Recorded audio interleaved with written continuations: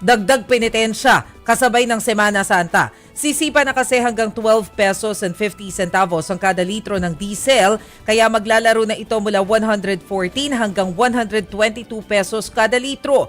Tataas naman ng 2 pesos and 50 centavos ang kada litro ng gasolina, dahilan para umabot ng hanggang 105 pesos ang kada litro nito. Madadagdagan naman ng 2 pesos ang kada litro ng kerosene, kaya posibleng maging hanggang 169 pesos ang kada litro nito. Epektibo simula bukas ang taas presyo. Alam nyo na, kapag Tuesday, dyan po talaga tayo nagkakaroon ng price adjustment. Pero kahapon, araw ng linggo, chinek ko kung magkano na yung diesel dun sa isang major oil company sa Marikina. Magkano yung nakita mo? 120 per liter. Alam mo, okay na yun. Kasi sabi mo dito kanina mas 114 to 122 pesos. May alam ako, 125 pesos eh. Ay, hindi naman ako magugulat dyan. Siguro medyo nandyan yan sa mga major highway. Diba? O kaya yung may sa mga... loob ng BGC.